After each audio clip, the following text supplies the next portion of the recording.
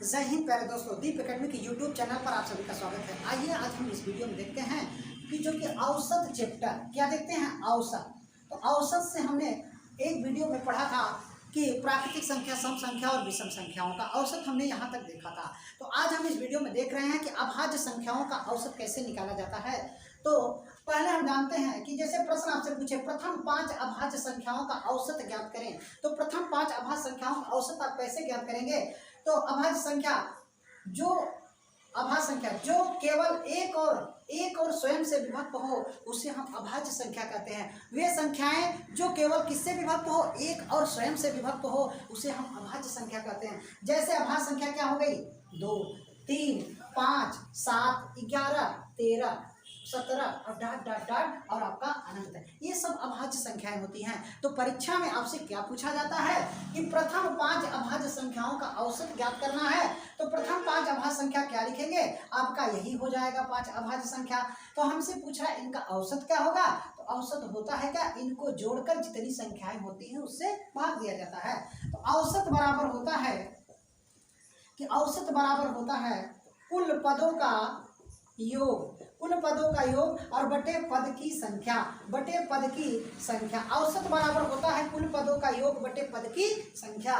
तो कुल पदों का योग अर्थात में क्या, 2 + 3 + 5 + 7 प्लस और क्या 11 और बटा में कितना 5। इनको जोड़िए तो इसको जोड़ेंगे 5 हो जाएगा, 5 5 10 हो जाएगा, 10 और 7 कितना होगा 17 और 17 में अगर हम 11 जोड़ देंगे तो हो जाएगा कितना 28। 28 में 5 का भाग देंगे तो 5 × 5 = 25 हो जाएगा, 5 × 6 = 30 अर्थात हमारा औसत क्या आ जाएगा 5.6 आंसर हो जाएगा।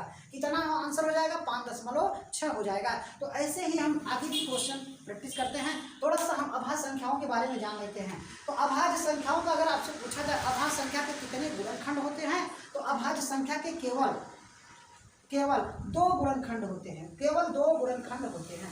अभाज्य संख्या के कितने गुणनखंड होते हैं, तो केवल 2 गुणनखंड होते हैं। ऐसा भी प्रश्न आप लोगों से परीक्षाओं में पूछा जाता है अक्सर। तो ऐसे ही हम अगले प्रश्न पर प्रैक्टिस करते हैं। तो अगला प्रश्न है कि प्रथम 7 अभाज्य संख्याओं का औसत ज्ञात करें। तो प्रथम 7 अभाज्य संख्याओं का औसत, तो अभाज्य संख्या आपका 2 होगा, 3 होगा और 5 होगा और 7 होगा और 11 होगा और क्या होगा 13 होगा।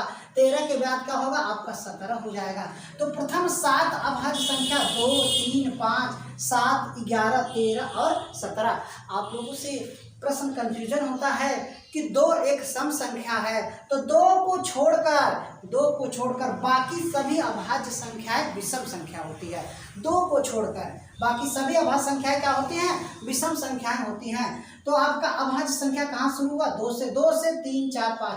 तो हमें औसत पूछा, तो औसत क्या होता है, औसत बराबर होता है क्या, कि औसत बराबर होता है कुल पदों का योग और बटे पद की संख्या।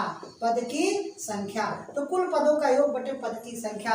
तो कुल पदों का योग अर्थात 2 + 3 + कितना 5 + 7 + 11 + 13 + और 17। इनको जोड़कर क्या करना है, तो इनको जोड़कर 1 2 3 4 5 6 7 7 से आपको क्या लगा देना है, भाग लगा देना है।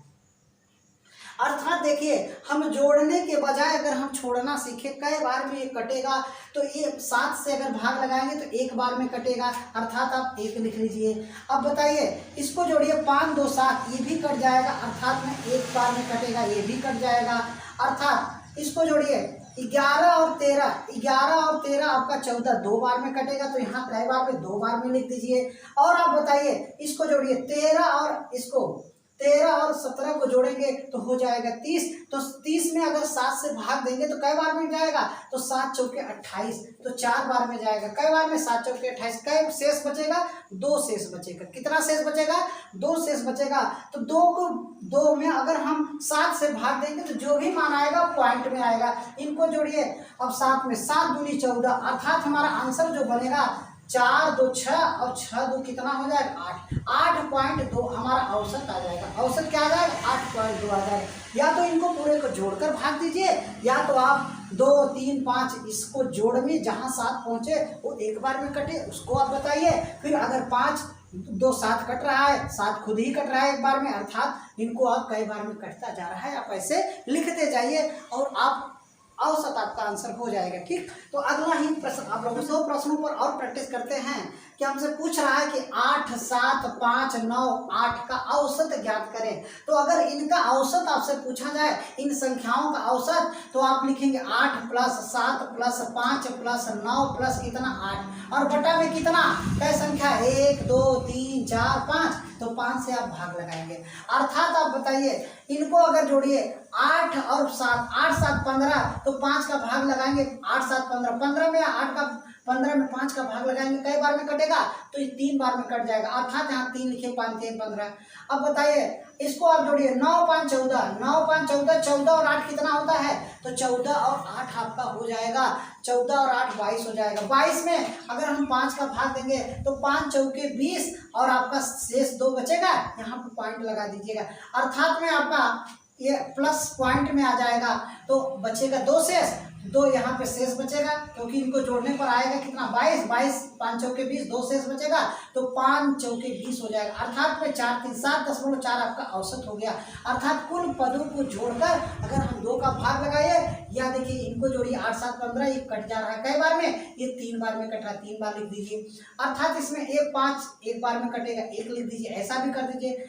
फिर इसको जोड़िए 9 और 8, 9 और 8 कितना होता है, 9 8 17, 17 और 5 तिहाई 15, 5 तिहाई 15, अभी कई बचा 17, 2 बचा, तो 2 में आप भाग लगाएंगे क्योंकि शेष बच रहा है, तो 5 चौके 20 पॉइंट में आ जाएगा, और ये इसको जोड़िए 4 3 7 हो जाएगा, 7.4। ऐसा भी आप प्रैक्टिस करिए। ऐसे भी अगला प्रश्न देखिए हम प्रैक्टिस करते हैं, तो यहाँ कितना है 10 है, और 10 ये 12 है, और ये कितना 5 है, और ये कितना 16, और कितना है 17। अब इसमें किससे भाग लगाना है, 5 से, क्या कि 5 औसत ज्ञात करना है, तो 5 माने कि आपको 10 में 5 का भाग लगाइए 2 बार में कटेगा, इसमें भाग लगाइए 2 बार में कटेगा, इसमें भाग लगाइए 3 बार में कट जाएगा, तो यहाँ 2 शेष बचेगा, ये भी 2 ध्यान समझ, शेष 2 बचा।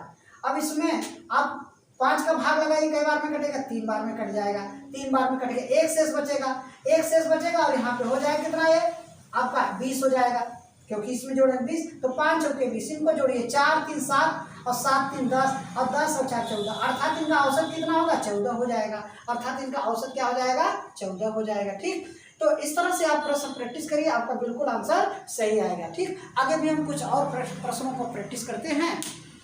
तो अगर आप लोगों से प्रश्न पूछा जाए कि 7 के प्रथम 20 गुणजों का औसत ज्ञात करें, तो ये आरआरबी एनटीपीसी 2000 माने कि 2016 की परीक्षाओं में ये प्रश्न बना हुआ है। ये भी प्रश्न देखिए, 8 के प्रथम 20 गुणजों का औसत ज्ञात करें, 9 के प्रथम 30 गुणजों का औसत ज्ञात करें, 12 के प्रथम 120 गुणजों का औसत ज्ञात करें, और 6 के प्रथम 80 गुणजों का औसत ज्ञात करें। अगर कभी भी परीक्षाओं में इस तरह से प्रश्न, और देखिए आपके सामने ऐसा प्रश्न पूछा गया है, तो आगामी परीक्षाओं में आपसे प्रश्न औसत चैप्टर से पूछ भी सकता है। तो आप लोग देखिए इस प्रश्नों को कैसे हल करते हैं, तो हम यहाँ बताते हैं कि 7 के प्रथम 20 गुणज, अर्थात अगर आपसे कहा जाए कि 5 के प्रथम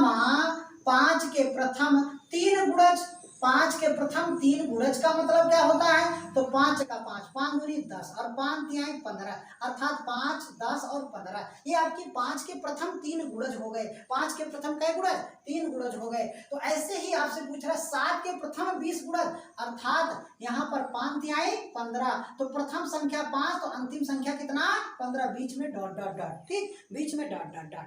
तो आप लोगों से यहाँ से प्रश्न बनता है कि 7 के प्रथम 20 गुणज, अर्थात 7 कामा 14 और कामा डाट डाट डाट, कहाँ पर 7 दूनी 14, 140 हो जाएगा। तो प्रथम संख्या कितना 7 और अंतिम संख्या कितना 114 के गुणज पूछ रहा है। क्या पूछ रहा है, गुणज का औसत बताना है। तो औसत आप क्या बताएंगे, हमने आपको अगले वीडियो में क्या बताया था कि जब सर्वांतर सबका समान हो, सर्वांतर सबका क्या हो, समान हो, जब सर्वांतर समान होगा तो आपको क्या बताया गया था, अंतिम संख्या और प्लस प्रथम संख्या और बटा में कितना 2, बटा में कितना 2, ये हमने बताया था औसत निकालने के लिए कि जब संख्याओं का सर्वांतर समान हो, अन्य पदों का गुणज के रूप में दिया हो या किसी रूप में दिया हो, सम विषम आपको दिया, सर्वांतर समान हो, तो प्रथम संख्या और अंतिम संख्या को जोड़कर उसमें 2 का भाग करते हैं। उसमें क्या करते हैं,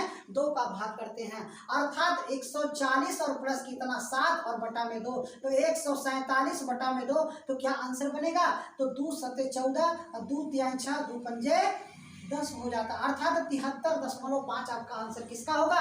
इस प्रश्न का आंसर 73 दशमलव क्या बताएंगे? 73 दशमलव क्या बताएंगे? 5 बताएंगे। तो प्रथम संख्या और अंतिम संख्या जोड़कर 2 का भाग लगाइए, हमारा औसत हो जाएगा। ठीक, तो यहाँ ऐसे भी इस प्रश्न का आंसर देखिए क्या होगा। इस दूसरे प्रश्न का आंसर देखिए कैसे लगाएंगे। दूसरे प्रश्न का आंसर तो 8 के प्रथम 20 गुणज का औसत प्रैक्टिस कर लीजिए। तो 8 के प्रथम तो 8 दूनी कितना होगा? 16 हो जाएगा, 160 और प्लस कितना 8, 2 का भाग लगाइए, हमारा औसत आएगा।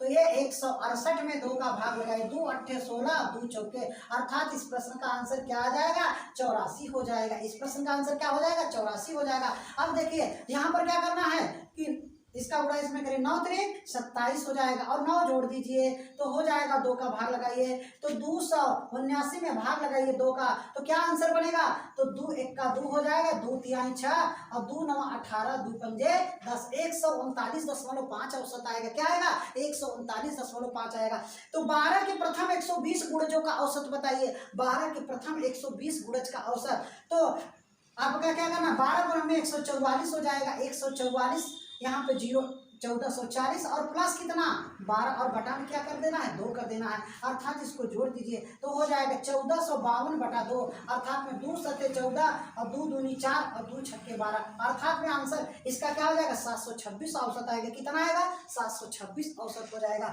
ऐसे ही अगला प्रश्न देखते हैं। 6 के प्रथम 80 गुणज का औसत बताना है, तो 6 के प्रथम 80 गुणज का औसत क्या बताएंगे? तो 8 छक कितना होगा? 48, गुणा करिए, 8 छक 48, 480 और प्लस 6 और 2 का भाग लगाइए, अर्थात में इसमें आप जोड़िए कितना हो जाएगा? 400 कितना 86 और बटा में 2, तो 2 दूनी 4 होता है, 2 चौके 8, 2 तिहाई 6, अर्थात में आंसर क्या बनेगा? 243 हो जाएगा। जब कभी भी आप लोगों से गुणज के रूप में प्रश्न पूछा जाए, जब सर्वांतर पूछा जाए, सर्वांतर समान हो, तो सर्वांतर जब समान होगा तो आपको क्या बताना है? औसत। अंतिम संख्या और प्रथम संख्या को जोड़कर 2 का भाग दे दीजिएगा, औसत आपका बिल्कुल एकदम 10 ही सेकंड 20 ही सेकंड, जितना फास्ट आप कर सकते हैं आंसर, जितना आपका कैलकुलेशन तेज होगा उतना जल्द आंसर बता सकते हैं। ठीक, तो इस वीडियो में आज के लिए बस इतना ही। नेक्स्ट वीडियो में इसके आगे हम आपको बताएंगे, तो आप ऐसे क्वेश्चनों के लिए वीडियो पसंद आए तो लाइक करिएगा और सब्सक्राइब करिएगा, अपने दोस्तों को शेयर करना ना भूलिएगा।